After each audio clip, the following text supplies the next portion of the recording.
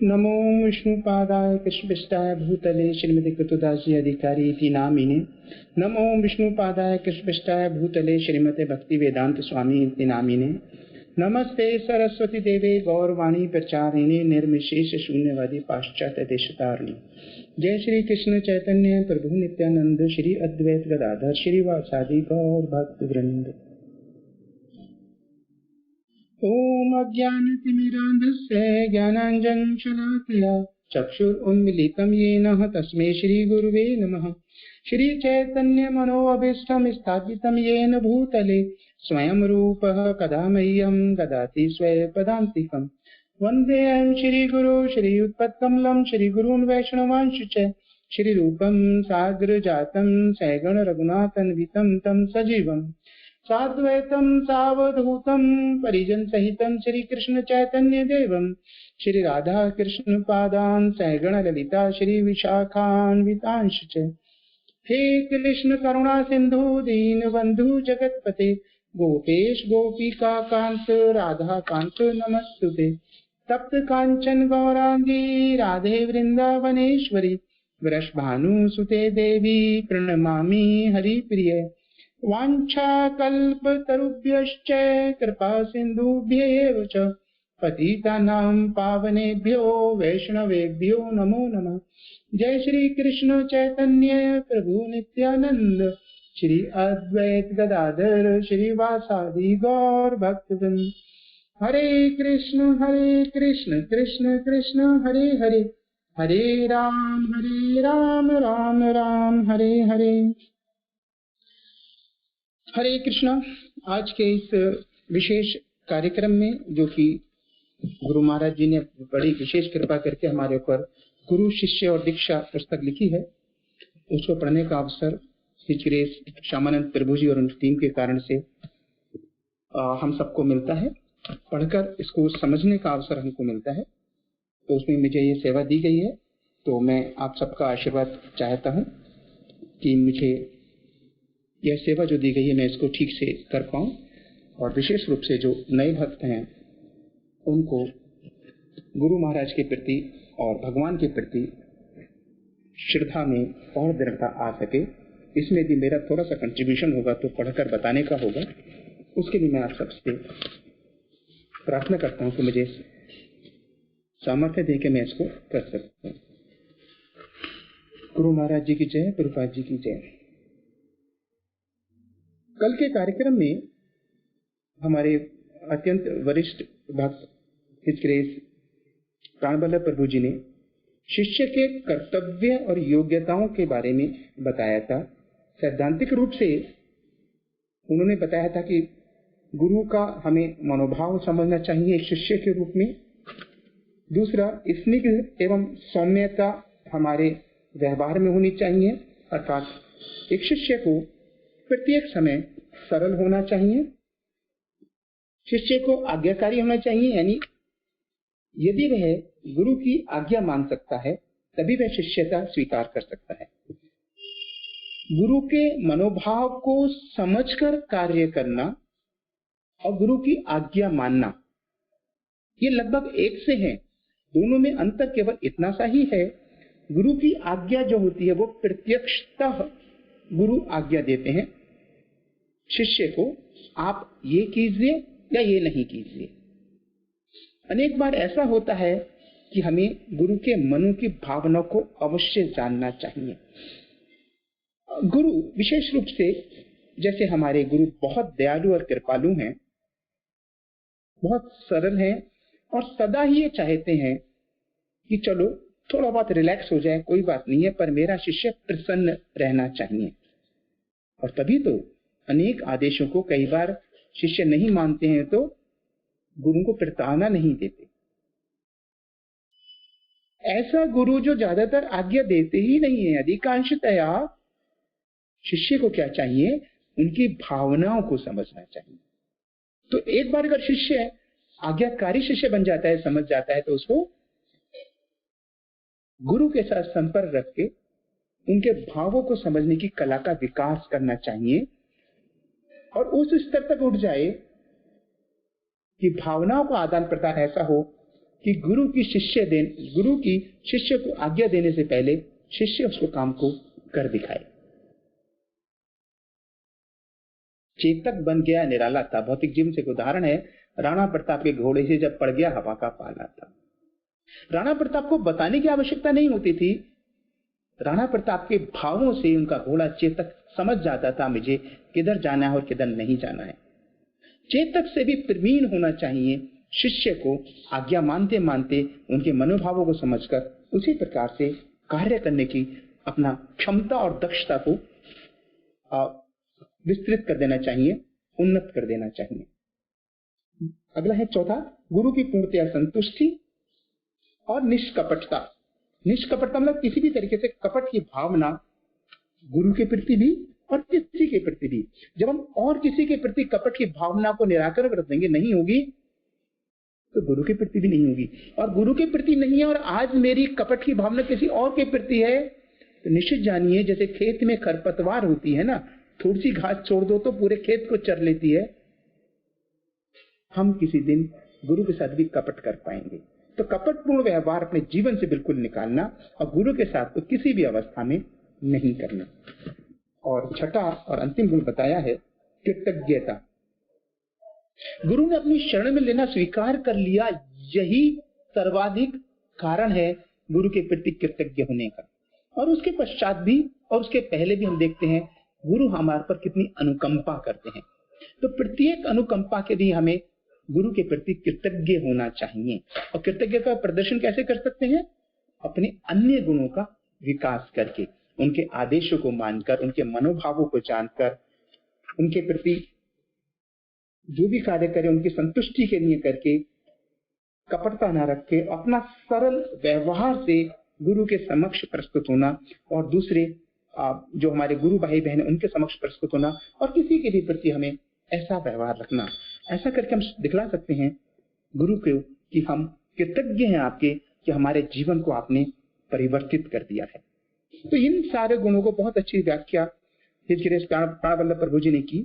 उसके पश्चात गुरु महाराज जी ने आके जो पेजेस मुझे दिए गए 112 से 117, उसमें अनेक उद्धरण कहते हैं उसको, अनेक जगह की वार्तालाप लेकर और आचार्य को कहे हुए कथनों को लेकर, ग्रंथों से लेकर इन गुणों की पुष्टि की गई है और कैसे हम गुणों का विकास कर सकते हैं। तो आइए एक एक पैराग्राफ पढ़ते हैं और उसको समझने का प्रयत्न करते हैं। और जो रह जाए तो मुझे कृपया क्षमा मत कीजिएगा, बाद में मुझसे कभी भी पूछ सकते हैं, मैं प्रयास करूंगा उसको पुनः एक्सप्लेन करने का, समझाने का, यदि मैं समझाने में असमर्थ रह पाऊं। 112 पेज नंबर है, आप अपनी पुस्तकें खोलकर साथ में पढ़ सकते हैं जिनके पास गुरु शिष्य और दीक्षा है। और मैं जहां तक पूरा विश्वास है जो इस बार शिक्षा ले रहे हैं, दीक्षा ले रहे हैं, उनके पास ये बुक अवश्य होगी, और नहीं होगी तो अपने जो उनके साथ पथ प्रदर्श या शिक्षा गुरु हैं उनसे अवश्य ये पुस्तक आपके पास होनी चाहिए। दीक्षा लेने के लिए प्रारंभिक जो योग्यताएं हिजकिरेश श्यामानंद प्रभु जी ने बताई उसमें ये भी है, ये पुस्तक आपके पास हो, पढ़ ली हो आप। चलिए खोलिए और हम सब पढ़ते हैं।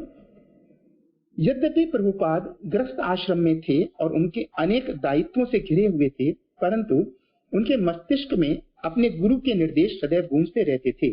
श्री प्रभुपाद ने अपने गुरु के आदेशों का पालन करने के लिए 1950 में वानप्रस्थ आश्रम ग्रहण किया।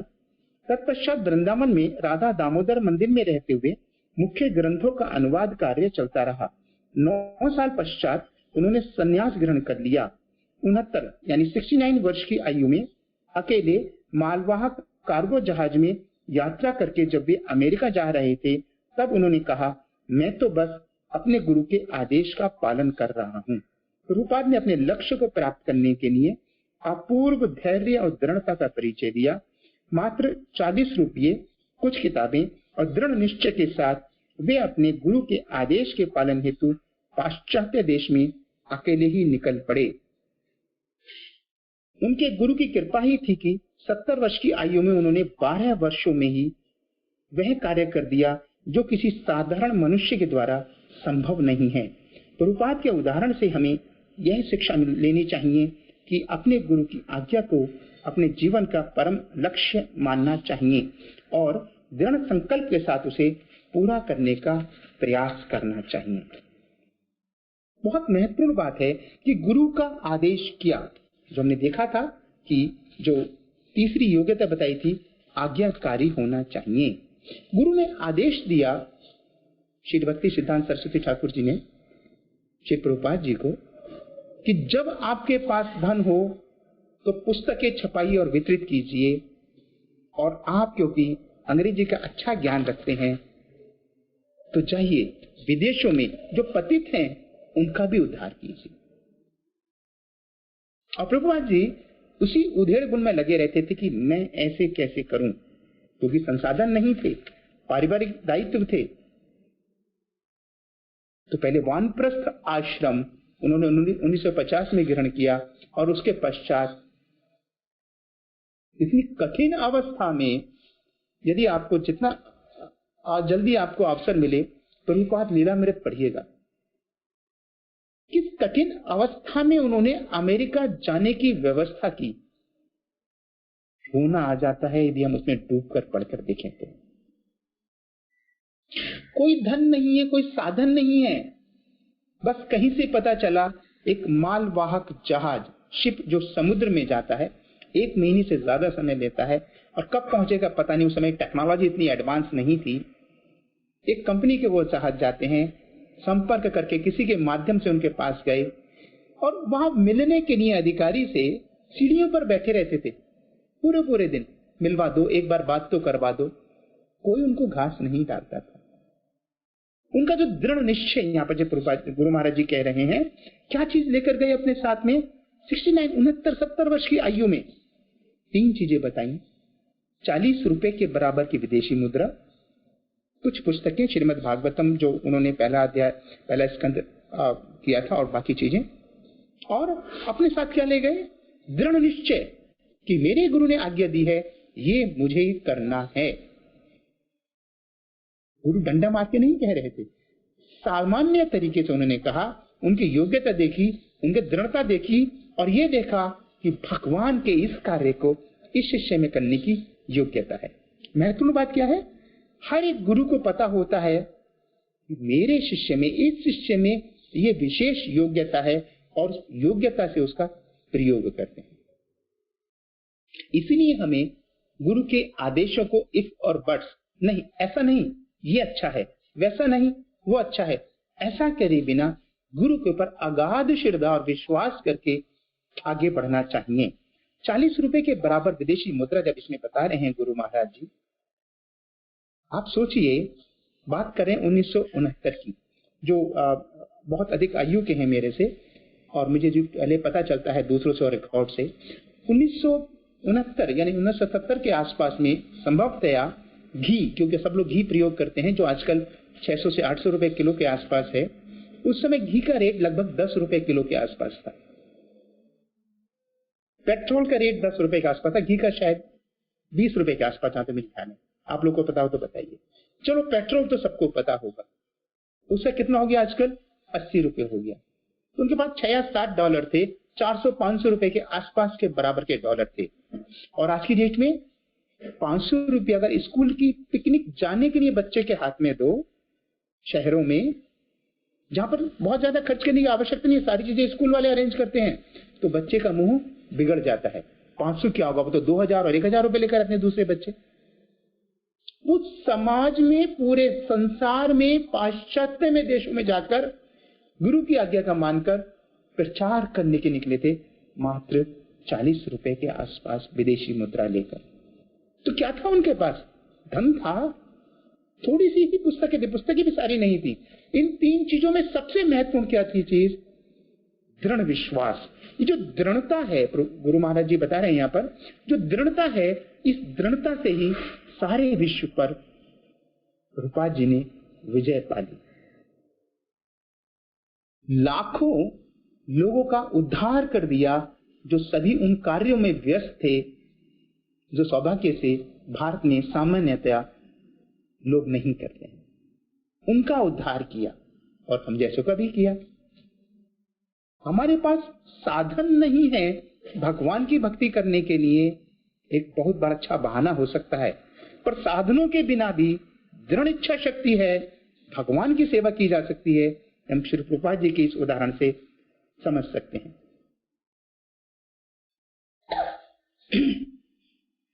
शिष्य का एक अन्य प्रमुख कर्तव्य है कि वह नियमित रूप से अपने गुरु को श्रवण करे। यदि वह नियमित रूप से गुरु को श्रवण नहीं कर रहा है तो इसका अर्थ है कि वह अपने गुरु को महत्व नहीं दे रहा है। गुरु ही सब कुछ है, गुरु ने जो कहा उसे सुनना है, सुनकर एक बार नहीं अनेक बार सुनकर, पुस्तकों को पढ़कर आत्मसात करना है, अपने व्यवहार में उतारना है। हम देखते हैं हमारे गुरु महाराज जी और प्रभुपाद जी ने श्रीमद् भागवतम, श्रीमद् भगवत गीता, इनको न केवल पढ़ा है, अपने जीवन में उतारा है। हम अनेक भक्तों से सुन चुके इसी कक्षा में, इसी क्लास में। श्री गुरु महाराज जी, श्री गुरु प्रभुपाद जी के लेक्चर्स को अनेकों बार सुनते हैं। कहते हैं सैकड़ों बार एक एक लेक्चर को सुना है। क्यों सुनते हैं बेकार में? क्योंकि एक एक शब्द को अपने जीवन में मैं अभी उतार पाया हूं या नहीं, स्वयं टेस्टिंग करते हैं। हमें भी ये टेस्टिंग करनी पड़ेगी।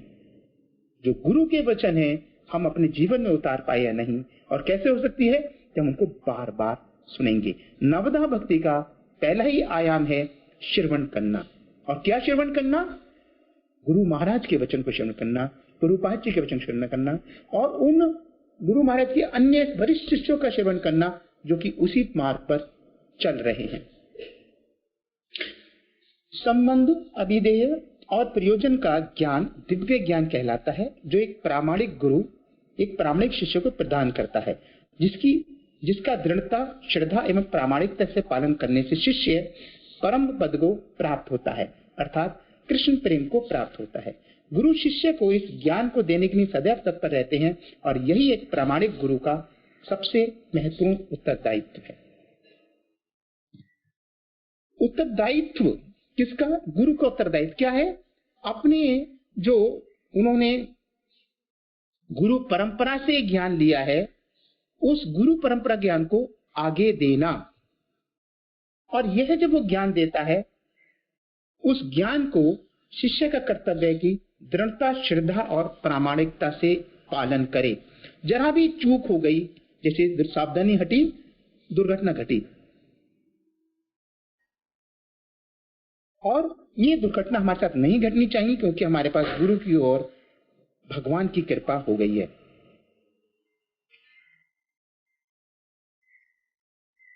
भला ऐसी कृपा अर्थात ऋण को एक शिष्य कैसे चुका सकता है? जैसे भगवान कृष्ण गोपियों के प्रेम का ऋण कभी नहीं चुका पाए, भगवान राम हनुमान जी का ऋण कभी नहीं चुका पाए, वैसे ही एक शिष्य एक प्रामाणिक गुरु का ऋण कभी नहीं चुका पाता, और सदैव उनके प्रति कृतज्ञता का भाव रखता है। श्रीमद् भागवतम में 10वें स्कंद के 80वें अध्याय के 41वें श्लोक में कहा गया है, एतद् एवि सदिच्छिष्यो कर्तव्यं गुरु निष्कृतं यत्वे विशुद्ध भावेन सर्वार्थ आत्मार्पणं गुरुः। वस्तुतः सारे सच्चे शिष्यों का यही कर्तव्य है कि वे विशुद्ध हृदय से अपने धन तथा अपने प्राणों तक को अर्पित करके अपने गुरु के ऋण से उऋण हो लें। तो जीवन भर में हम कितना भी कर लें, गुरु के ऋण से उऋण नहीं हो सकते हैं। और कब हो सकते हैं? अपना धन, अपना शरीर, अपनी भावनाएं, सभी कुछ गुरु को अर्पित करने और जीवन के अंतिम समय तक इस कार्य को करते रहें। तो प्राणों को अर्पित करने का अर्थ नहीं है जाए तलवार से गर्दन भगवान गुरु के चरणों में अर्पित कर दे, नहीं। प्राणों का अर्पित किया है कि सांस सांस में हम गुरु की सेवा करने के लिए तैयार रहें। इसीलिए हम गुरु के ऋण को इस प्रकार से गुरु के ऋण को उतार सकते हैं अपने इस जीवन में। हालांकि ये उतारने योग्य नहीं है, तो जब हर क्षण में, हर सांस में गुरु की आज्ञा का पालन करते हैं, तो हम गुरु को प्रसन्न कर सकते हैं और एक कृतज्ञता हम उनको प्रदर्शित कर सकते हैं। गुरु महाराज जी कूर्म पुराण के उत्तर भाग का यहाँ पर बताया है। कूर्म पुराण से उत्तर भाग से, गुरुं दृष्ट्वा समुत्तिष्ठेत् अभिवादः कृताञ्जलिः नैतेर उपविशेत साधम विवेदनात्म कारणात् जीवित अर्थम अपि द्वेषाद गुरुभिर्नैव भाषणम उदितो अपि गुणेरण्यो गुरुदेशी पतत्यधः। गुरु को देखते ही आसन से उठ जाना चाहिए और विधि पूर्वक उन्हें अभिवादन करना चाहिए। तदंतर उनकी आज्ञा पाकर हाथ जोड़कर उनके सम्मुख बैठना चाहिए, पर उनके साथ एक आसन पर नहीं बैठना चाहिए और अपने लिए यानी व्यक्तिगत स्वार्थ के लिए उनसे विवाद भी नहीं करना चाहिए।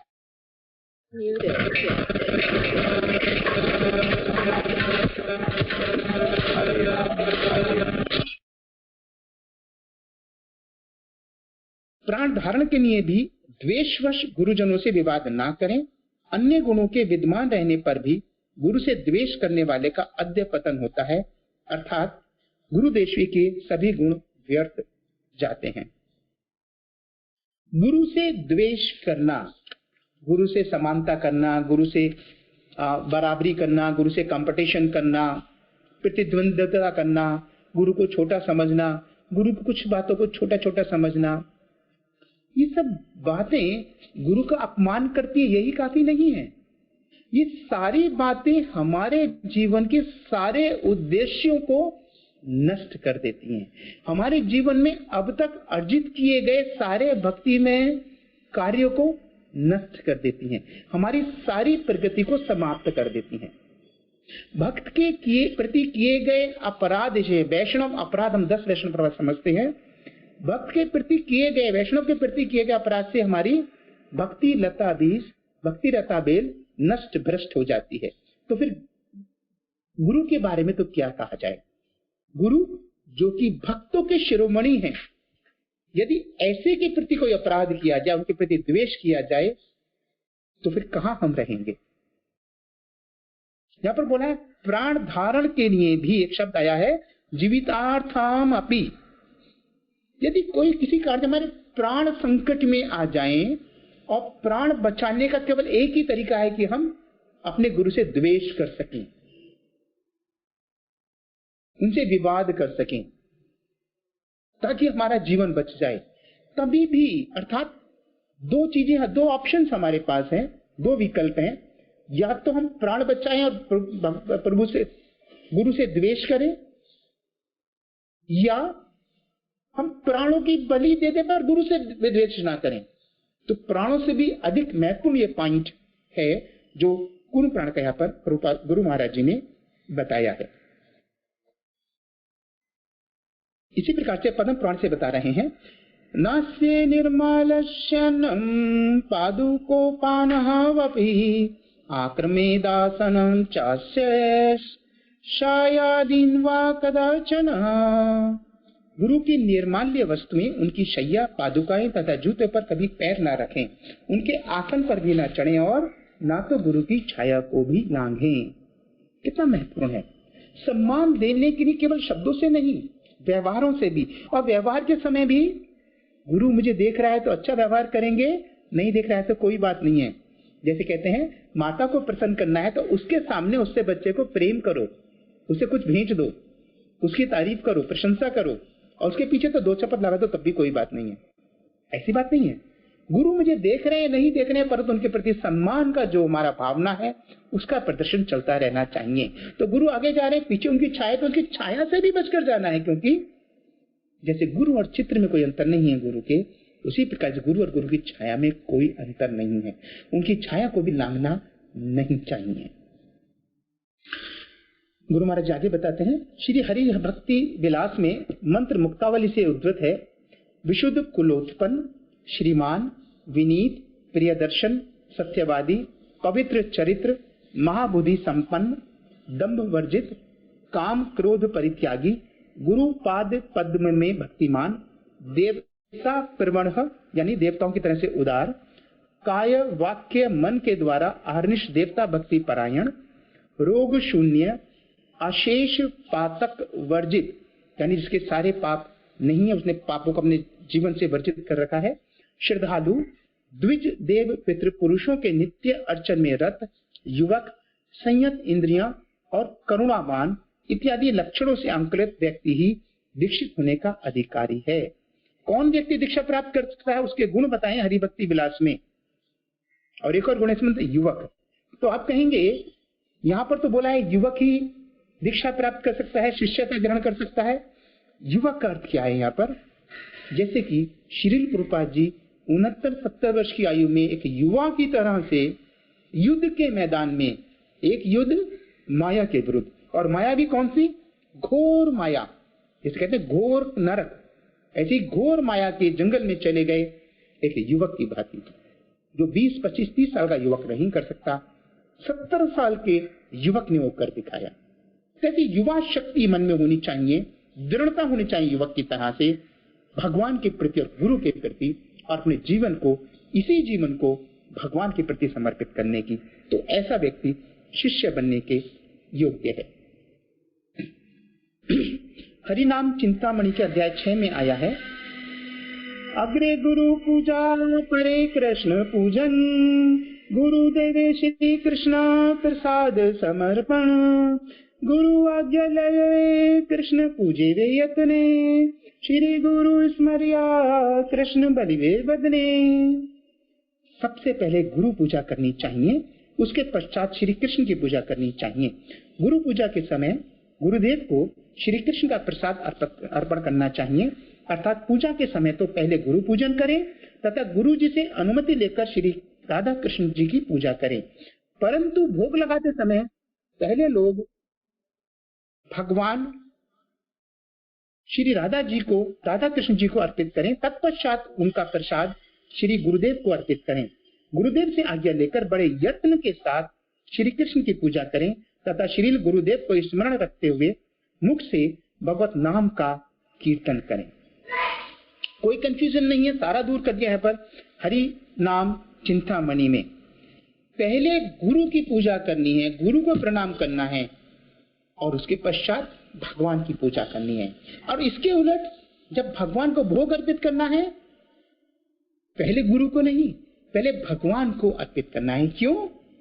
क्योंकि गुरु भी कुछ भी अपने मुंह में नहीं डालते हैं जो भगवान को अर्पित ना हो। ना केवल वो, आप गुरु महाराज जी के पास माला जब डालते हैं गले में उनको, तो पहले पूछते हैं भगवान को अर्पित किया। जल भी देते तो पूछते हैं पहले भगवान को अर्पित किया, उसके बिना नहीं लेते हैं। जैसे कार्यक्रम वगैरह होते हैं, वहां पर घर का नहीं होता है तो हम बोतल, पानी की बोतल लेते हैं, सील्ड होती है, सील्ड से गुरु महाराज नहीं पीते हैं। उसको खोलकर पहले भगवान को अर्पित कीजिएगा, उस प्रसाद को अर्पित करेंगे। इसलिए पहले भगवान को अर्पित करना है, उसके बाद गुरु को देना है, और जो उचिष्ट बचता है वो हमें स्वयं प्राप्त करना है। सत्यविदों का मत है कि एक धीर व्यक्ति को अपने आध्यात्मिक गुरु को ईश्वर के समान समझना चाहिए, और दीक्षा के लिए प्रार्थना करने से पहले सच्चे हृदय से, धन से, शरीर से और मन भावन शब्दों से 3 वर्ष तक उनकी सेवा करनी चाहिए। यदि आध्यात्मिक गुरु उसके सेवा भाव से प्रसन्न हो तो वह दीक्षा के लिए प्रार्थना कर सकता है। दीक्षा अधिकार नहीं है, दीक्षा पाई जाती है अपने कर्तव्य निभाकर। और ये इस्कॉन संस्था है जिसमें 3 वर्ष यहाँ पर लिखा है श्री हरिभक्ति विलास में, और ये हम जैसे निकृष्ट लोगों को देखकर 2 वर्ष कर दिया गया है। 2 वर्ष तक 16 मालाओं का जप करना और 4 नियमों का पालन करना, सेवा भाव से गुरु को प्रसन्न करना, तभी यदि वो प्रसन्न हो तो हमें दीक्षा लेने का योग्यता हम प्राप्त कर सकते हैं, अन्यथा नहीं कर सकते हैं। योग्यता पाई जाती है मेहनत करके, खरीदी नहीं जा सकती, पैसा खर्च करके या किसी अच्छे कुल में उत्पन्न होकर या किसी की सिफारिश से। हमें प्रतिदिन मेहनत करना है, तब दीक्षा प्राप्त कर सकते हैं। यदि ईर्ष्या के कारण कोई अन्य व्यक्ति उसके आध्यात्मिक गुरु पर उसके समक्ष दोषारोपण करता है तो शिष्य को श्री भगवान श्री विष्णु का स्मरण करना चाहिए और तुरंत उस स्थान को छोड़ देना चाहिए। यदि कोई हमारे सामने हमारे गुरु के बारे में द्वेषवश कुछ कहे, यहाँ पर एक बहुत महत्वपूर्ण प्रश्न है, द्वेषवश। तो द्वेषवश अर्थ क्या है? जब द्वेष में होते हैं किसी के साथ तो हम बुद्धि का प्रयोग नहीं करते हैं, उस समय उसको समझाना उचित नहीं है, क्योंकि वह बुद्धि से हमारे गुरु की बुराई नहीं कर रहा है। बुद्धि से करेगा तो समझा कर उसको बुद्धि को सही ठिकाने लगा सकते हैं, उसी समय उस जगह को छोड़ दीजिएगा। परंतु वही व्यक्ति जब बुद्धि से बात करने को तैयार हो तो उसे समझाना चाहिए कि जो आप गुरु के बारे में सुनकर, देखकर, समझकर कह रहे हो वो ऐसी नहीं, वास्तव में ऐसी है।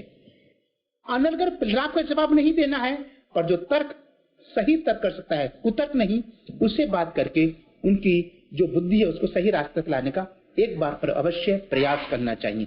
पर यहाँ पर क्या कह रहे हैं, जो द्वेषवश अगर बुराई करता है तो भैया तू ठीक है, हम जा रहे हैं, बाद में बात करेंगे, ऐसे हमें करना चाहिए। ऐसा क्यों है? क्योंकि द्वेषवश होगा तो हमारी बात को नहीं सुनेगा, और हम उसकी बात को सुनते रहेंगे तो हमारे मन में भी गुरु के प्रति अश्रद्धा का भाव उत्पन्न होने की संभावना होती है, और ऐसा होते ही हमारा विनाश होना सुनिश्चित है। श्रीमद् भागवतम के 11वें स्कंद के 10वें अध्याय के 6ठे श्लोक में वर्णन आता है कि गुरु के सेवक अथवा शिष्य को झूठी प्रतिष्ठा से मुक्त होना चाहिए और अपने को कभी भी कर्ता नहीं मानना चाहिए। उसे सदैव सक्रिय रहना चाहिए और कभी भी आलस्य नहीं करना चाहिए। उसे पत्नी, बच्चे, घर, पति तथा समाज सहित समस्त इंद्रिय विषयों पर आधारित स्वामित्व के भाव को त्याग देना चाहिए। उसे अपने गुरु के प्रति प्रेम पूर्ण मैत्री की भावना से युक्त होना चाहिए और उसे कभी भी ना तो पथभ्रष्ट होना चाहिए ना मोहग्रस्त। सेवक या शिष्य में सदैव आध्यात्मिक ज्ञान में अग्रसर होने की इच्छा होनी चाहिए। उसे किसी से ईर्ष्या नहीं करनी चाहिए और व्यर्थ का वार्तालाप प्रजल्प से बचना चाहिए। एक युवक की तरह से उसे रहना चाहिए, कोई आलस्य नहीं, हमेशा एक्टिव रहे, क्रियाशील रहे, झूठी प्रतिष्ठा से मुक्त रहे और सदा ही सेवक और शिष्य के भांति आध्यात्मिक ज्ञान में आगे बढ़ने के लिए गुरु की सेवा करनी चाहिए। महत्वपूर्ण बात आगे बता रहे हैं गुरु महाराज जी। दीक्षा एक क्षण का खेल नहीं है, वरन वह गुरु के चरणों में आजीवन समर्पण है। समर्पण का अर्थ है कि गुरु के आदेशों का अक्षरशः पालन और शास्त्र ज्ञान की प्राप्ति। श्रवण, मनन तथा निधिध्यासन शास्त्र ज्ञान ग्रहण करने की पूर्ण पद्धति है। गुरु, शास्त्र तथा साधु से आदर सहित दैन्य भाव से व एकाग्र मन से उपदेश सुनना ही श्रवण कहलाता है। उस उपदेश पर एकांत में या भक्तों सहित गंभीर विचार करना मनन कहलाता है, और फिर उस ज्ञान को अनुभव करने का प्रयत्न करना और अपने आचरण में लाना ही निधिध्यासन, यानी बार बार याद करना, स्मरण करना, ध्यान लगाना और आत्म साक्षात्कार की अवस्था को प्राप्त करना निधिध्यासन कहता है, जिसमें हम गुरु को समझते हैं, भगवान को समझते हैं और उनके उपदेशों को अपने जीवन में उतार पाते हैं, उसे निधिध्यासन कहते हैं। शॉर्ट में कहें तो बिना निधिध्यासन के संपूर्ण शास्त्र ज्ञान भारी बोझ बनकर रह जाता है, अर्थात व्यर्थ जाता है। श्री गुरुदेव का कार्य है शिष्य को अंधकार से प्रकाश की ओर ले जाना। ओम अज्ञान तिमिरांधस्य हमने किया था शुरू में, अज्ञान के अंधकार से प्रकाश की ओर लेके जाना। और ज्ञान क्या है? ये माया, ये भौतिक संसार और ये सब मेरा है। स्वामित्व की भावना, उससे ऊपर उठना और गुरु मेरे हैं, भगवान मेरे हैं, मैं उनका सेवक हूँ, मैं उनका शिष्य हूँ और उनकी सेवा करके निश्चय करके दृढ़ता के साथ इसी जीवन में मैंने भगवान के पास जाना है, उस धाम को जाना है। स्वर्गवासी नहीं होना है, वैकुंठ लोक में भगवान के धाम में जाकर, गोलोक में जाकर भगवान की प्रत्यक्ष सेवा करना है। अब उसे श्री गुरु की सेवा करनी चाहिए और उनसे उपहार स्वरूप दिव्य ज्ञान प्राप्त करें। ऐसा न सोचे कि अब मेरी दीक्षा हो गई है और अब गुरु का क्या काम। जैसे एक सीढ़ी से हम छत पर चढ़े और छत पर पहुंचकर सीढ़ी को लुढ़का दिया, ऐसा करना समझदारी नहीं है। उसी प्रकार शिष्य दीक्षा के समय गुरु को सीढ़ी की तरह प्रयोग में लाकर दीक्षा के पश्चात उन्हें ठुकरा न दें अथवा उनकी सेवा में ना रहें तो यह शिष्य की ही हानि है। चक्षुदान दिलो यही जन्मे जन्मे प्रभु से, दिव्य ज्ञान हृदय प्रकाशित हो। अर्थात श्री गुरु और शिष्य का संबंध जन्म जन्मांतर का है। एक और महत्वपूर्ण बात गुरु महाराज जी ने कही है इसके अंदर कि हमें जो दीक्षा मिलती है, सेवा करने का अवसर मिलता है, गुरु हमें उपहार स्वरूप देता है। लेन देन की भावना नहीं है। मैंने आपको गुरु महाराज, मैंने जब आपसे दीक्षा ली, आपको धन दिया, दीक्षा से पहले आपने जितना कहा या जितना मैं कर पाया उतना मैंने किया, मैंने आपकी सेवा की। अब आपका कर्तव्य बनता है कि आप मुझे दीक्षा दो और मुझे इस भव सागर से पार ले जाओ। नहीं, हमें गुरु के कर्तव्य नहीं देखने हैं। ये तो गुरु की प्रेम पूर्ण भावना है, हमारे ऊपर कृपा करते हैं भगवान की अहेतु की कृपा के साथ में कि हमें वह शिष्य स्वीकार कर लेते हैं, हमें ज्ञान देते हैं। अधिकार नहीं है, ये भौतिक जीवन का लेन देन नहीं है, और उस उपहार को हमें बड़े सहेज के रखना चाहिए। बच्चा जैसे कोई स्कूल में प्रोग्राम करता है, उसे छोटा सा कुछ पुरस्कार मिलता है या कोई ट्रॉफी जीतता है, तो अपने शो केस में बड़ा संभाल के रखता है बुढ़ापे तक, मैंने ये जीता था, मैंने गोल्ड मेडल लिया था। ये हमारे इस जीवन का ही नहीं, पूरे जीवन यात्रा का, 84 लाख योनियों का जीवन यात्रा का ये गोल्ड मेडल है। इस मेडल को हमने संभाल कर रखना है। रखना है मतलब गुरु की कृपा को हमें अपने ऊपर लेकर अपने गुरु की इच्छा के अनुसार जीवन को बनाना है, ताकि कृपा अनवरत चलती रहे। और उसके लिए जीवन भर इसी लाइन पर चलते रहना है। जहां भी हम थोड़ा सा हटे डिगे या पथ से भ्रष्ट हुए, तो हमारा सारे जीवनों का जो किया धरा है सब मिट जाएगा। यदि शिष्य दीक्षा के नियमों का पालन करना छोड़ देता है अथवा संख्या पूर्वक नाम जप नहीं करता है, तो गुरु को चाहिए कि वह शिष्य को फटकारे और उसे दंडित करे। यदि शिष्य तब भी अपराध करता रहता है, तो ऐसे गुरु ऐसे शिष्य को त्याग कर सकते हैं। कई बार उल्टा होता है, गुरु जब का शिष्य जब कच्चा होता है और गुरु ने थोड़ा डांट दिया, टाइट करके कह दिया, तो शिष्य भाग जाता है। कई बार चर्चा होती है तो गुरु महाराज जी से कहा जाता है, गुरु महाराज जी आप आदेश दीजिए, टाइट हुई, आप थोड़ा सा सख्ती कीजिए। तो गुरु महाराज इतनी गहरी हंसी हंसते हैं, मुस्कुराते हैं। कभी आप गुरु महाराज जी की मुस्कुराहट देखिएगा, बिना कुछ कहे इतने भावों को व्यक्त कर देते हैं। आप समझ लेते हैं कि गुरु कितने कृपालु हैं, क्यों नहीं डांट रहे हैं, और उस मुस्कुराहट में ही डांट सम्मिलित है। विशेष रूप से नए भक्त हैं, गुरु महाराज जी भी स्वागत करते हैं सबका, कहते हैं, आदेश देते हैं, मुझसे मिलिए, बात कीजिए, मुझे वीडियो मैसेज दीजिए, ऑडियो मैसेज भेजिए, ताकि आप समझ सको, गुरु के भावों को समझ सको, और समझेंगे तभी तो उनकी आज्ञा का पालन कर पाएंगे। श्री हरिभक्ति विलास में शिष्य के लिए कुछ कर्तव्य निर्धारित किए गए हैं, जिनका वर्णन नीचे किया गया है, गुरु महाराज जी ने किया है। शिष्य को सदैव अपने आध्यात्मिक गुरु द्वारा किए गए अनुष्ठानों के लिए जल लाने, कुशा, घास, फूल और लकड़ी एकत्रित करने के लिए तैयार रहना चाहिए। उसे प्रतिदिन आध्यात्मिक गुरु के आश्रम की सफाई करनी चाहिए, उसे गुरु की मालिश करनी चाहिए और उनके कपड़े धोने चाहिए। उसे कभी भी आध्यात्मिक गुरु के हार, फूल, माला और बिस्तर पर, पादुकाओं पर, वस्त्र पर, आसन पर, परछाई पर और खाने की थाली पर पैर नहीं रखना चाहिए और न ही उन्हें लांघना चाहिए। उसे दांतों को मंजन करने के लिए एक टहनी नीम अथवा बबूल की और एक ही अन्य आवश्यकता में व्यवस्था करके अपने आध्यात्मिक गुरु की सेवा करनी चाहिए। उसे चाहिए कि वह उनसे सदैव पूछे कि वह किस प्रकार उनकी सेवा कर सकता है। हरिभक्ति विलास में कुछ शिष्य के कर्तव्य बताए गए हैं, जो यहाँ पर देख रहे हैं। तो वर्तमान परिस्थिति में जब आप सब लोग, हम सब लोग बहुत व्यस्त हैं अपनी भौतिक चीजों में, तो गुरु की इतनी प्रत्यक्ष संगति नहीं कर पाते हैं कि उनके छोटी छोटी चीजों का उनका देखभाल कर सकें। देखभाल नहीं करेंगे तो कैसे करें फिर? इतना समय नहीं मिलता है उनका सानिध्य लेने का। तो जो भी हो सकता है, अब जैसे नीम की दातून और बबूल की दातून की बात की गई है, तो उसे आपको जुटाना और गुरु महाराज को समय निकालना, उसको करना कठिन हो सकता है। तो जब भी जो भी अवसर मिले, प्रत्यक्ष रूप से अप्रत्यक्ष रूप से, वाणी सेवा या वपु सेवा, और सबसे बड़ी वाणी सेवा क्या है? गुरु महाराज सुंदर सुंदर पुस्तकें लिख रहे हैं, उनका प्रचार करना, स्वयं पढ़ना, लोगों को समझाना और उनको पढ़ने के लिए प्रेरित करना। और पढ़कर उनसे कहिए, जो आपको समझ में ना आए उनसे बात कीजिए और उनको विस्तार से समझाना कि गुरु महाराज जी क्या उपदेश देना चाहते हैं। तो स्वयं परिपक्व शिष्य बने और अपने संपर्क में जो भी आए उनको भी भगवान देना चाहिए। जैसी कृपा हमारे ऊपर हुई है वैसी और सबके ऊपर हो, इसका हमें ध्यान रखना चाहिए। तो गुरु की सेवा करते हैं तो ये सारी चीजें हमारे अंदर आसानी से आ सकती हैं। जो भी संभव हो हमें सेवा अवश्य करनी चाहिए। शिष्य को अपने आध्यात्मिक गुरु से अनुमति लिए बिना कहीं नहीं जाना चाहिए। उसे सदैव उन गतिविधियों में संलग्न होना चाहिए जो उसके आध्यात्मिक गुरु को प्रसन्न करती हैं।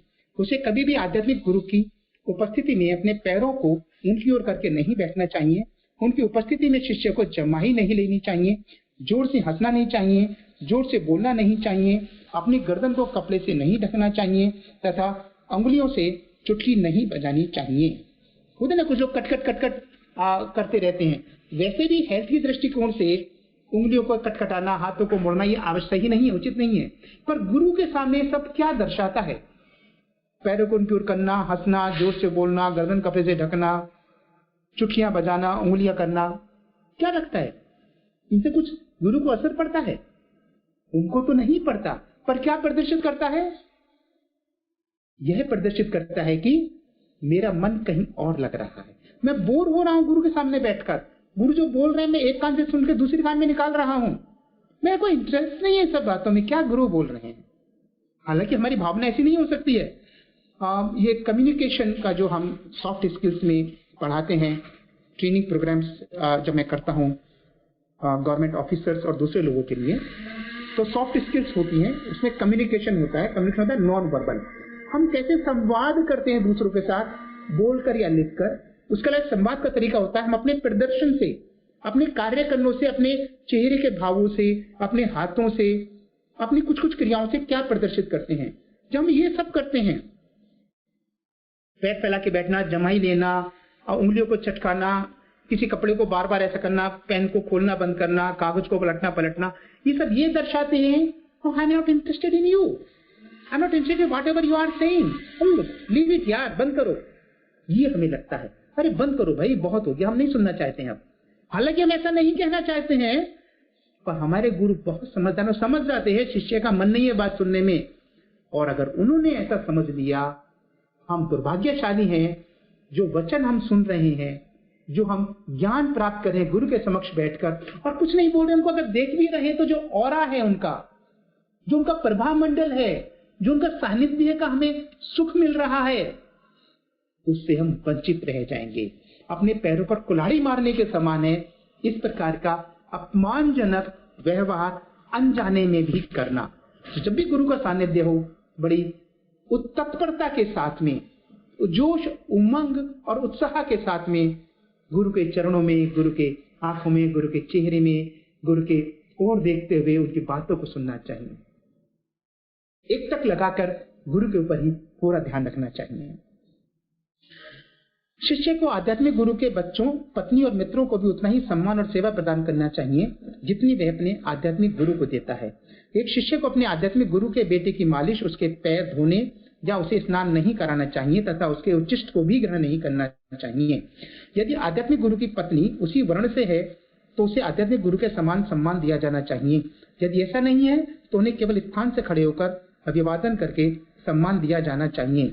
शिष्य को अपने आध्यात्मिक गुरु की पत्नी के शरीर पर तेल से मालिश नहीं करनी चाहिए, ना ही चंदन का लेप करना चाहिए या उनके बालों को कंघी करनी चाहिए। जी तो यहाँ पर हरि भक्ति विलास से कोट किया है गुरु महाराज जी ने, इसका बहुत महत्वपूर्ण अर्थ है। जब गुरु महाराज की कृपा से मेरे पास ये पब्लिश होने से पहले पढ़ने आती थी पुस्तक, तब भी मैंने इस वाक्य इसको पढ़ा था तो बहुत आनंद आया था। उस आनंद को आपके साथ शेयर करने का प्रयास करता हूँ। जो बाबा बापू की बात हम सुनते हैं, गुरु महाराज अन्य भक्त बताते हैं, ये बाबा बापू वैसे ही होते हैं।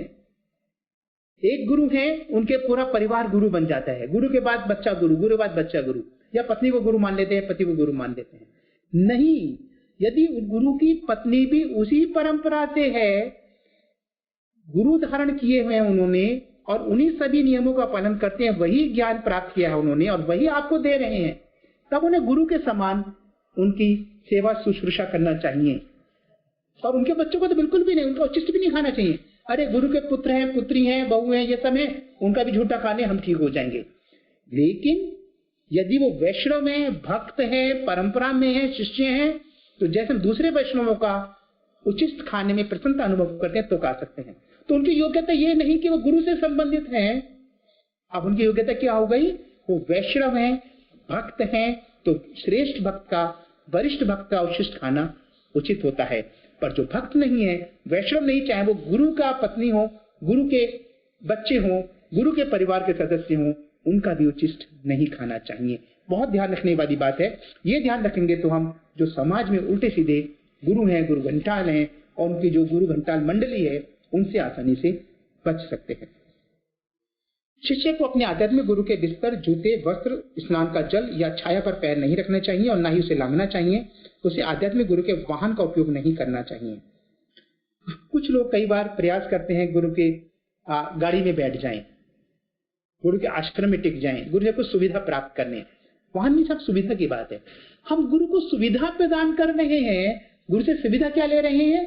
केवल ज्ञान की, भगवान की भक्ति की। एक सुविधा ले लीजिएगा, बाकी सब सारी चीजें सद जाएंगी। किसी सुविधा की अपेक्षा ना करें, भौतिक सुविधा की अपेक्षा ना करें गुरु की। हाँ, गुरु की आज्ञा है, चलो बैठो मेरे साथ गाड़ी में, उस आज्ञा का पालन कर लीजिए, पर अपनी ओर से मनोभावों को व्यक्त ना करें कि गुरु मुझे ये सुविधा दे दो। शिष्य को अपने आध्यात्मिक गुरु के सामने अन्य किसी की पूजा या महिमा का मंडन नहीं करना चाहिए। उसे स्वयं को अपने आध्यात्मिक गुरु के समान उत्तम नहीं समझना चाहिए। उसे दीक्षा देने, साहित्य की व्याख्या करने या अपने आध्यात्मिक गुरु के समक्ष स्वयं को एक गुरु के रूप में प्रस्तुत करने के विषय में नहीं सोचना चाहिए। करने की बात नहीं कह रहे हैं यहाँ पर, सोचना भी नहीं चाहिए, क्योंकि ये संभव ही नहीं है। गुरु से श्रेष्ठ शिष्य कभी नहीं हो सकता। श्री प्रभुपाद जी ने वो सब कर दिखाया जो कोई नहीं कर पाया, पर क्या वो अपने गुरु श्री भक्ति सिद्धांत सरस्वती ठाकुर से बड़े हो गए? असंभव, कभी नहीं।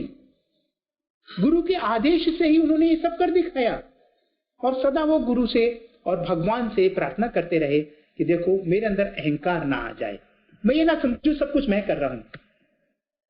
करता है मिति मन्यते की भावना कभी नहीं आनी चाहिए। तो गुरु के समक्ष भाव प्रकट करना ही नहीं, हमारे मन में भी भाव नहीं आने चाहिए कि मैं गुरु के समान या उनसे बड़ा हूं या मेरे अंदर ज्ञान है। गुरु के समक्ष अज्ञानी बनकर ही हम कुछ प्राप्त कर सकते हैं। तो इसी सद्भावना के साथ जो लोग, सदिच्छा के साथ जो लोग गुरु महाराज की कृपा प्राप्त करने वाले हैं, उन सबको शुभकामनाएं देता हूं और यहाँ पर विराम देता हूं। तो इस विषय में मेरे जो गलतियां हो गई होंगी, त्रुटि हो गई, इसको पढ़कर समझने और समझाने में तो क्षमा कीजिएगा। कोई कुछ में कुछ कहना चाहते हैं तो प्लीज कह सकते हैं, प्रश्न करना चाहे प्रश्न कर सकते हैं, मैं प्रयास करूंगा। वरिष्ठ भक्त यहाँ पर हैं, वो कुछ ऐड करेंगे तो हम सबका, मेरे सहित हम सबका लाभ होगा। हरे कृष्णा। 12 मिनट है हमारे पास में, माइक को इन्वर्ट करके कह सकते हैं। धन्यवाद।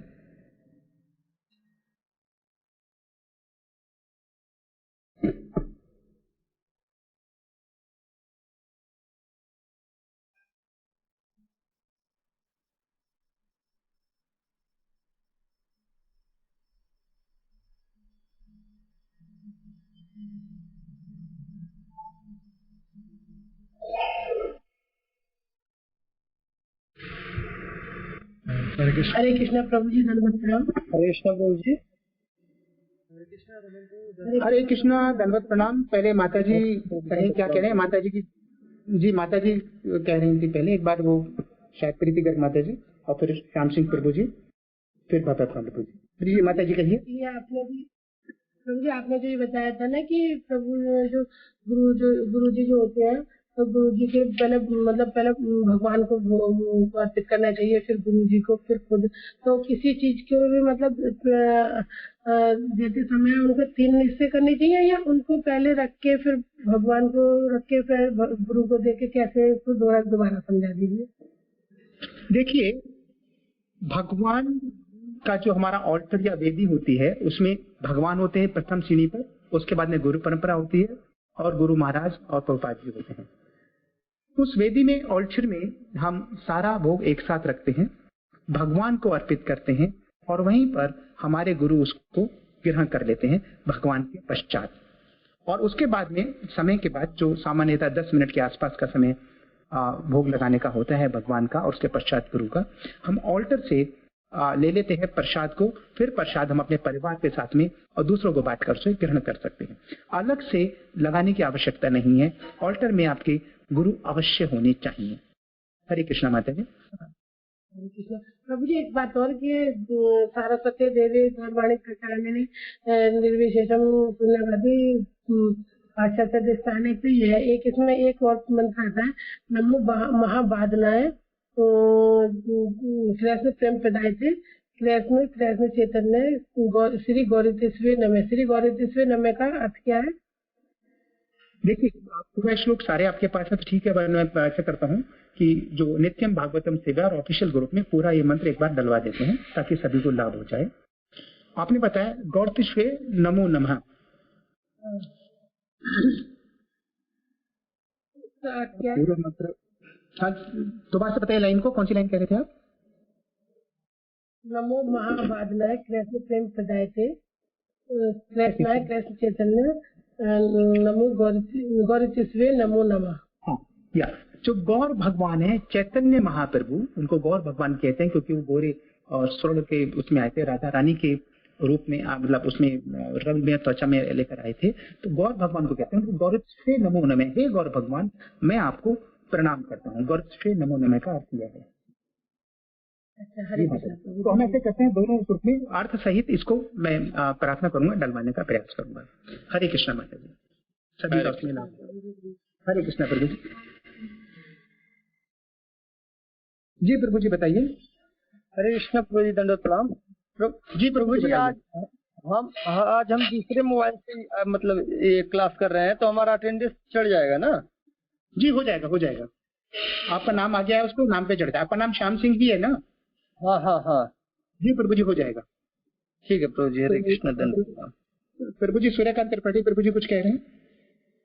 जी प्रभु जी, दीक्षा कब होगी, का डेट कब होगा? आपको कार्यक्रम मिल जाएगा। आपका जो वो है लेक्चर है आपके, जो आपके पद प्रतिष्ठित गुरु है, और उसके थ्रू आपको मिल जाएगा। आपको मैसेज आए होंगे, उनको देखिएगा। हरे कृष्णा प्रभु जी। हरे कृष्ण। कृष्णा प्रभु जी। जी माता जी, हरे कृष्ण। जी राम राम प्रभु जी बताइए। प्रभु जी, जैसे दीक्षा का जो डेट निकला है 15 और 16, तो मतलब दीक्षा 16 को कि 15 को, इतना जानकारी चाहिए मेरे को क्लियर। प्रभु दीक्षा का कार्यक्रम 2 दिन का होता है। तो जैसे उस कार्यक्रम में आपको मिला है उसमें उस हिसाब से पहुंचना है, उसमें कोई फेलियर नहीं होनी है। जी जी जी, अवश्य पहुंचना उस कार्यक्रम के हिसाब से। नहीं पहुंचेंगे तो दीक्षा नहीं होगी। ये नहीं सोचना है जब दीक्षा देने गुरु महाराज जी बैठे हवन कुंड में बैठ जाएंगे और पहन लेंगे कपड़े और ले लेंगे। दीक्षा एक प्रक्रिया है, मंत्र देने के क्षण वाली दीक्षा नहीं है। जिस प्रक्रिया से हम सब 2 साल से गुजर रहे हैं ना, उस प्रक्रिया से चलने का जो तरीका है, 2 दिन से वहां पर गुरु महाराज के सानिध्य में जुड़ना है। मतलब 2 दिन 15 को है तो मतलब जो भी कार्यक्रम दिया है तो प्रभु जी सुनिए, जो भी कार्यक्रम दिया उसको अक्षरशः पालन करना है। जैसे कहना प्रक्रिया है, प्रोसेस है, एक क्षण में दीक्षा नहीं है। जैसे हम इस पढ़ भी रहे थे, जो भी कार्यक्रम दिया है 2 साल तक 16 मानाएं, 4 नियमों का पालन और 2 दिन का कार्यक्रम जो दिया है, या ये जो हम पुस्तक पढ़ रहे हैं गुरु शिष्य और दीक्षा, इस सबको पालन करना है, तभी दीक्षा हो पाएगी। हरे कृष्णा प्रभु जी। प्रभु जी समझते हैं, पर मेरे को 2 दिन पहले आना पड़ेगा, वही हम जानकारी लेते हैं। इससे माने 15 को तो भी आना पड़ेगा, इसमें कोई संदेह नहीं। हरे कृष्णा प्रभु जी। ठीक। तो आइए, और कुछ कहने कोई भगवान प्रभु जी तो कुछ कह ही रहे, बताइए कुछ। हाँ जी बताइए। Please raise your voice if it is possible. It's very difficult for me to hear and others. Can you please speak? One second. Can you please speak directly through the mobile? I think without lead, use of lead or the Bluetooth. Yeah, it's okay now. Please continue. Sure, 100%. Please continue. आपने एक point बोला कि गुरु महाराज सैकड़ों बारी प्रभुपाद जी का प्रवचन सुनते हैं एंड महाराज हर शब्द को अपने आप को हर शब्द के उसके ऊपर नापते हैं, टेस्ट करते हैं कि क्या मैं प्रभुपाद के हर शब्द को अपने आचरण में ला पा रहा हूँ, उसको फॉलो कर पा रहा हूँ। I mean that was a very highly realized point Prabhu, I would say. मतलब इनफैक्ट एक काफी अच्छा मेडिटेशन आपने हम लोग को भी दिया है कि जैसे महाराज जी बार बार प्रभुपाद जी को सुनते हैं, तो इसके मतलब थोड़ा मैं आपके थ्रू महाराज जी का मनोभाव समझ पाया इस चीज को लेके कि ओके, ये एंगल हो सकता है कि महाराज अपने आप को देखते हैं कि ये एक एक शब्द को महाराज के प्रभुपाद जी को फॉलो कर रहे, तो that was very good point, मतलब very. And I have seen, मैंने महाराज जी को देखा है, महाराज जी के कक्ष में आप रात 12 बजे भी जाए और महाराज जब लेट रहे होते हैं तब भी महाराज कहेंगे कि भव्य भगवान प्रभुपाद का लेक्चर चलाओ, एंड हिल हेयर प्रभुपाद, आधा घंटा 40 मिनट जितनी देर का लेक्चर होगा उसको सुन के फिर महाराज जी मतलब पूर्ण विश्राम करते हैं। तो मैंने देखा है कि महाराज बहुत, Maharaj takes it very seriously about it, कि प्रभुपाद को whenever he gets free time, जब भी उनको फ्री समय मिलता है तो he hears Prabhupada, so that is very important प्रभु। तो आपने जी प्रभु जी काफी अच्छी चीज बताई आपने कि जैसे गोल्ड मेडल है हमारा गुरु कृपा 84 लाख योनियों का, उसको संजो के रखना चाहिए। काफी great, I really loved your class प्रभु, thank you so much. Hare Krishna प्रभु जी। जो आपने बात किया है कि गुरु महाराज जी की इस भाव को, ये मेरा जो रियलाइजेशन है, मेरे पर भी कृपा नहीं है क्या कि गुरु महाराज जी का सानिध्य यहाँ पर रहकर न हो पाए। जो भक्तों के साथ रहते हैं, गुरु महाराज बहुत सेलेक्टेड भक्तों के साथ रहते हैं, सबके साथ बड़े सेलेक्टेड भक्तों पर कृपा रहते हैं जो भक्ति में ऊपर उठे हुए होते हैं। जैसे आपका बताया, ऐसे ही जो भक्तों के साथ रहते हैं उनका जो रियलाइजेशन है उससे मैंने ये रियलाइज करने का प्रयास किया है। त्रुटि हो तो क्षमा करें और बेस्ट वक्त उसको बताएं। गुरु महाराज जी अपने आप को टेस्ट करते हैं, हम शिष्य की तरह देखें तो बड़ा पाप होगा हमारे लिए, क्षमा लायक पाप नहीं है। होता क्या है कि हम ये देखते हैं गुरु महाराज जो एक एक शब्द बोलते हैं, गुरुपाद जी ने जो कहा है उसी को बोलते हैं, अपनी ओर से कोई मिश्रित नहीं करते। यही परंपरा में ज्ञान प्राप्त करने की विधि है। और जब गुरु महाराज जी एक एक शब्द बोलते हैं और हम जीवन को देखते हैं, गुरु महाराज जी जो शब्द बोलते हैं उनके जीवन में उतारे भी होते हैं। इस अवस्था में भी पूरे विश्व में चक्कर लगाते हैं, कभी आराम नहीं करते हैं। वायुयान से आए हैं 12 घंटे 14 घंटे 16 घंटे का सफर करके, और एक एक घंटे आधे घंटे एयरपोर्ट पर खड़े होकर नृत्य करते हैं, आपके साथ कीर्तन करते हैं। रियलाइजेशन इस तरीके से होता है कि जो प्रभुपाद जी ने कहा उन एक एक शब्दों को अपने जीवन में उतारना और वही शब्द अपने भक्तों को देना, अपने शिष्यों को देना। तो इसीलिए कहा जा सकता है कि गुरु महाराज जी एक एक शब्द को अपने जीवन में उतार के रखते हैं, बार बार सुनते हैं कि उसे डिग ना जाए, और बार बार सुनते हैं कि वहीं पर मैं चल रहा हूँ। और ये जो शिष्य परंपरा, गुरु शिष्य परंपरा है, और इसमें ज्ञान जो हम प्राप्त करते हैं, ये एक क्षण का नहीं है, जो मैं बार बार कह रहा हूँ इस बात को, ये जीवन भर करना है। ये जो गुणों का हमने विकास करना है। आज हमने 15 और 16 तारीख को हम जैसे दीक्षा ले लेंगे सब भक्त यहाँ से, उस दीक्षा के बाद हम रिलैक्स नहीं करेंगे, जीवन भर युवा रहना है। जैसे प्रभुपाद जी जीवन भर युवा रहे हैं, हमारे गुरु महाराज जी अभी भी युवा हैं। उनकी चाल देखिए आप, क्या मस्तानी और तेज चाल होती है, सिंह की तरह से सिर उठा कर एक युवक की तरह से, युवक पीछे रह जाते, गुरु महाराज आगे निकल जाते हैं। ये जीवन में हमें अनुभूति करनी है और जीवन में हमें आनंद करना है। और इस अनुभूति में यदि कुछ त्रुटि रहेगी तो कृपया करके जो वरिष्ठ भक्त हैं, वैष्णव हैं यहाँ पर, कृपया करके त्रुटि को सुधार करें या कुछ ऐड करें, तो हम सबको अनुकंपा होगी। हरे कृष्ण, दंडवत प्रणाम।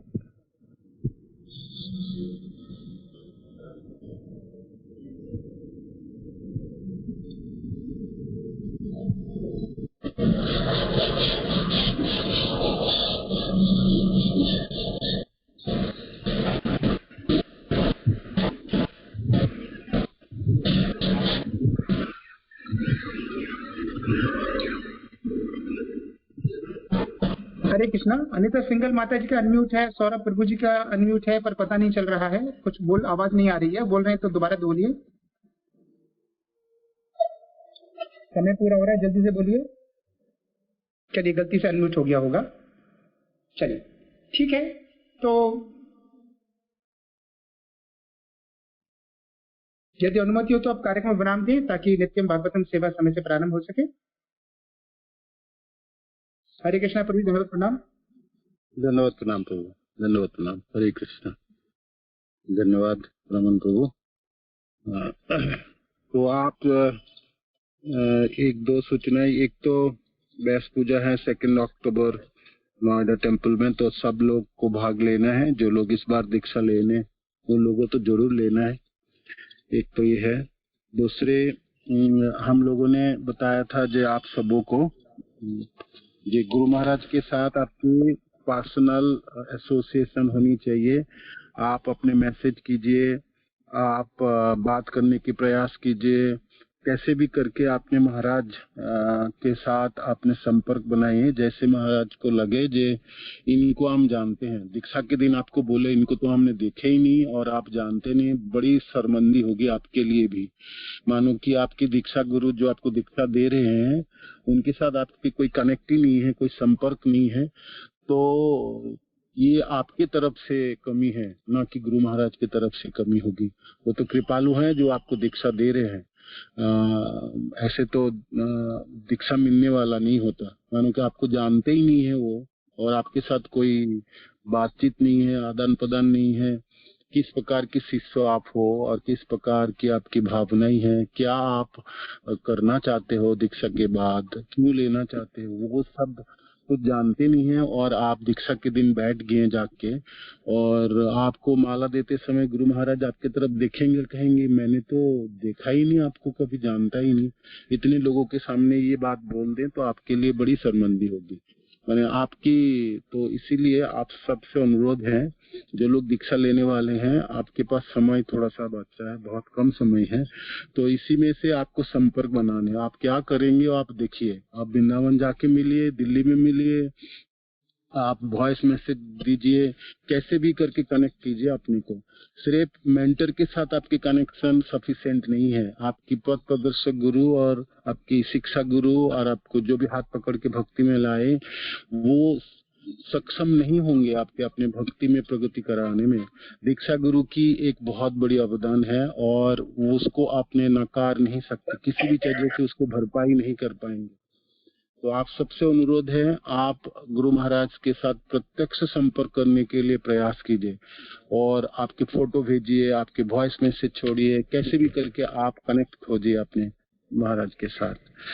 नहीं हो पाए और किसी वजह से आप नहीं कर पाए तो, और महाराज को लगे जो नहीं इसको अगले बार दीक्षा दिया जाए, तो ऐसा भी हो सकता है।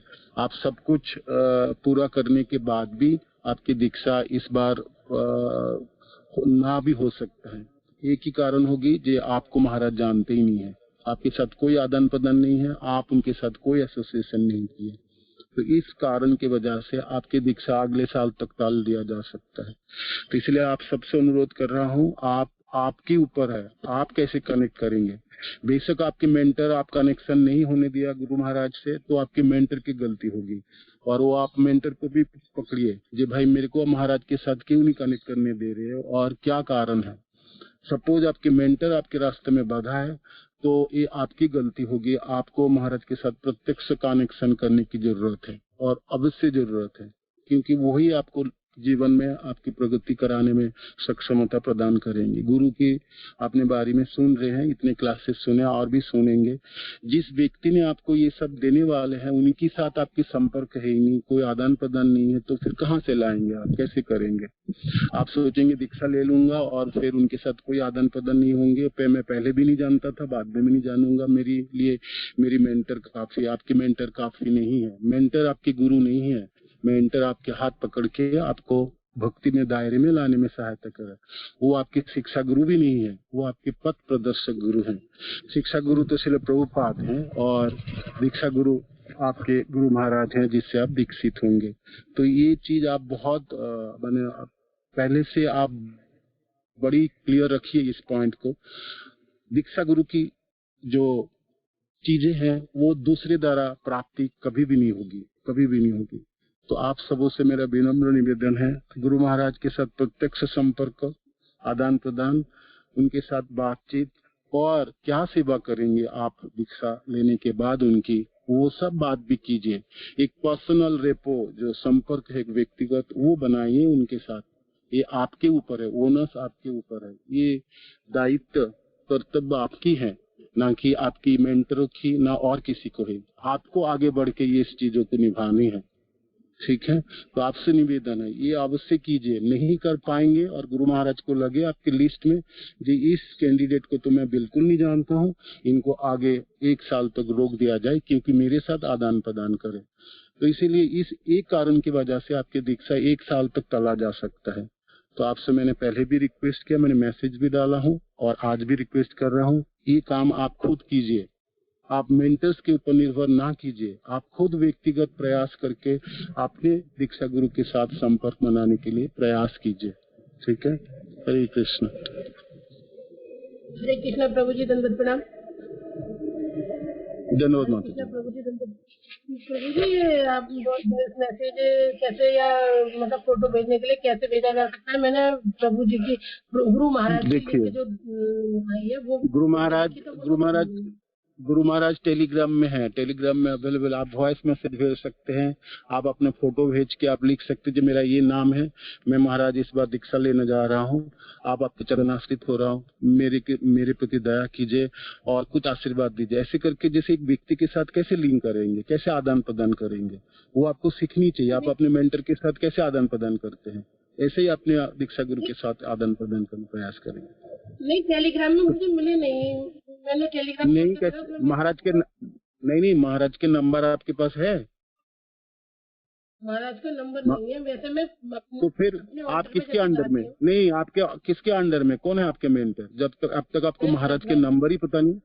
हाँ नहीं, मैं नित्य मंजरी माता जी के नहीं, तो नित्य मंजरी माता जी को बोलिए जी मेरे पास महाराज के नंबर्स क्यों नहीं है अभी? आप अभी तक आपको नंबर्स क्यों नहीं दिया गया और आपको महाराज के नंबर ही पता नहीं, आपने दीक्षा लेने जा रहे हो, कैसे संभव होगी बताइए? आपकी क्या कनेक्शन है महाराज के साथ? क्या कनेक्शन है? आपने कोई मिले, कभी बातचीत की है, कभी आदान प्रदान हुई? आपको जानते हैं?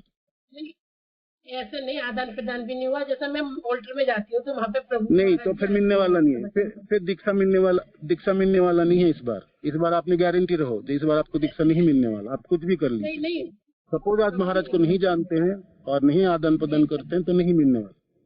एक मिनट प्रभु जी, एक मिनट। मैं ऑल्टर बोलिए। तो वहाँ पर आते हैं प्रभु जी तो लेक्चर देते हैं, महाराज जी आते हैं लेक्चर देते हैं, तो लेक्चर में उनके खूब सुनती हूँ, लेकिन उनके साथ जैसे आमने सामने कभी मतलब सुन के और आ जाते हैं उनके। ठीक है, सुनिए मेरी बात सुन लीजिए, समय नहीं है। आप अपने मेंटर्स से फोन नंबर लीजिए महाराज की, इसको टेलीग्राम में शेयर कीजिए और महाराज से पर्सनल व्यक्तिगत संपर्क बनाने प्रयास कीजिए। सबके लिए ये अभिनम्र निवेदन है। आप महाराज के नंबर आपके पास होनी चाहिए, उनके साथ व्यक्तिगत संपर्क आपकी होनी चाहिए। मेंटर्स को बोलिए वो आपको सहायता करे, सपोज नहीं करे तो मेरे को बताइए, मैं आपको सहायता करता हूँ। ठीक है, हरे कृष्णा प्रभु जी। हरे कृष्णा प्रभु जी। मेरा एक प्रश्न था, मैंने अपने मेंटर से बात की थी, मैंने सोशल मीडिया के थ्रू माता जी ये प्रश्न आप ना, हाँ, पर मेरी मेंटर ने बोला कि गुरु महाराज को कॉल ना करें क्योंकि गुरु महाराज बहुत ज्यादा बिजी रहते हैं। नहीं, गलत है। आपके मेंटर्स जो भी मेंटर्स है वो गलत है। आप लोगों को मैसेज करके दिया गया, आप अपने दीक्षा गुरु के साथ संपर्क रखेंगे नहीं, उनको जानेंगे नहीं, तो फिर दीक्षा क्यों ले रहे हैं? उनके क्या कारण है? उनसे क्यों दीक्षा होने जा रहे हैं? आप अपने मेंटर से दीक्षा ले लीजिए, फिर उनसे क्यों दीक्षा लेने जा रहे हैं? तो आपको ये हमने कितने बार प्रयास किए और हर बार प्रयास किए, गुरु महाराज के साथ व्यक्तिगत संपर्क आपके अपनी कर्तव्य है। सपोज कोई बाधा है आपके लिए, ये करने नहीं दे रहे हैं, तो वो आपके मेंटर्स की गलती है और आपकी व्यक्तिगत अधिकार, मौलिक अधिकार है, जिससे आपने दीक्षा लेने जा रहे हैं, उनको आप जानते नहीं है, उनके साथ कोई बातचीत नहीं, आदान प्रदान नहीं। आप गुरु महाराज हमेशा अवेलेबल है, आप वॉइस मैसेज दे सकते हैं टेलीग्राम में, ठीक है? फोन ना करे और ना फोन उठाए, आप मैसेज देंगे तो आपके उत्तर आपको मिलेंगे, 1 दिन 2 दिन 3 दिन के बाद मिल ही जाएंगे। आप करके तो देखिए, प्रयास तो कीजिए। प्रयास आप लोगों ने किया ही नहीं, अवश्य कीजिए, आपके पास समय है 16 तारीख से पहले। अभी भी आप सबसे निवेदन करता हूँ, व्यक्तिगत संपर्क चाहिए इस बार। नहीं है आपको, आपकी दीक्षा नहीं होने वाला है। मेंटर्स को बोल दीजिए, सारे मेंटर्स, और क्लियर बताइए जे मेरे को व्यक्तिगत संपर्क कराने के आप सहायता कीजिए। दीक्षा गुरु के साथ आपकी जान पहचान ही नहीं है तो फिर कैसे जानोगे? बताओ, गुरु को कैसे आप पहचानोगे? गुरु की आपने इतने लायकात सुन लिए, आप कैसे परखोगे और कैसे करोगे? बताइए, ये कमी आपके तरफ से है। आप अपना प्रयास कीजिए, मैंने कहा अवश्य कीजिए इस बार, और नंबर्स लेके टेलीग्राम में सेव कीजिए और वॉइस मैसेज दीजिए, आपने फोटो भेजिए, आपने मैसेज कीजिए, कुछ कीजिए, जो करना है। एक व्यक्ति के साथ आदान प्रदान करने के लिए आपको क्या करना होता, उससे मिलना है, उनसे सेवा करनी है, जो भी आपने सीखे हैं अभी इस बुक से, जो करना करिए। गुरु से दीक्षा लेने के लिए आपको क्या करनी पड़ेंगे? आपने इतनी सब कथा सुनी है वक्ता से, वो सब कीजिए। आपके पास समय बहुत कम है, मैंने कहा। और महाराज कह दे इस कैंडिडेट को मैं नहीं जाना हूँ, व्यक्तिगत मेरा कोई संपर्क नहीं है, इतने बात काफी है, आपके लिस्ट से नाम हमने हटा देंगे। तो कोई भी मेंटर आपका क्यों ना हो, मेंटर की कर्तव्य है आपको कैंडिडेट्स को गुरुदेव से मिलाने, सहायता कराने, न कि मेंटर बाधक बने। और ये इस बार बिल्कुल नहीं होने देंगे, हम बिल्कुल नहीं होने देंगे। और व्यक्तिगत क्या सेवा करेंगे महाराज की आप, वो बताइए। सिर्फ मेंटर की सेवा, मेंटर के साथ एसोसिएशन काफी नहीं है, गुरुदेव के साथ एसोसिएशन ये कारण है। नहीं तो दीक्षा नहीं मिलने वाला इस बार, मैंने आपको बताता हूँ, बिल्कुल नहीं मिलने वाला। आप सब कुछ पालन करने के बावजूद भी आपको नहीं दिया जाएगा। एक ही कारण होगा, गुरु महाराज के साथ आपकी कोई आदान प्रदान नहीं है। ठीक है, तो आप अपने प्रयास कीजिए, अपने मेंटर्स को रिक्वेस्ट कीजिए। नहीं कर पा रहे तो मेरे को बताइए, मैं आपके साथ, मैं आपको हेल्प करूंगा, सहायता करूंगा। ठीक है, हरे कृष्ण। हरे कृष्ण प्रभु जी, दंडवत प्रणाम। नहीं और नहीं होगी प्रश्न, वो भागवत क्लास है, अगले कल पूछे माता जी, या आप पर्सनल पूछ सकते हैं, कभी भी मेरा फोन नंबर है। ठीक है, और मैंने कई बार मैसेज किया प्रभु जी आपके पास, लेकिन जवाब नहीं आया है। नहीं, आपके मेंटर से करिए। आपका मेंटर कौन है, किसके अंडर में आप दीक्षा लेने जा रहे हैं, कौन है आपके मेंटर? माता जी, नरोत्तम माता जी। हाँ, उनको बोलिए, उनको बोलिए गुरु महाराज के साथ कैसे हेल्प, आदान प्रदान, उनको पूछिए, उनको पूछिए। ठीक है, आप मेरे को फोन कीजिए। आप नंबर्स, मेरे नंबर्स है आपके पास? जी प्रभु जी। ठीक है, आप मेरे को फोन करिए बाद में, है कर लीजिए, आज ही कर लीजिए, मैं आपको हेल्प करता हूँ, अवश्य करूँगा। ठीक है, धन्यवाद। ओम नमो भगवते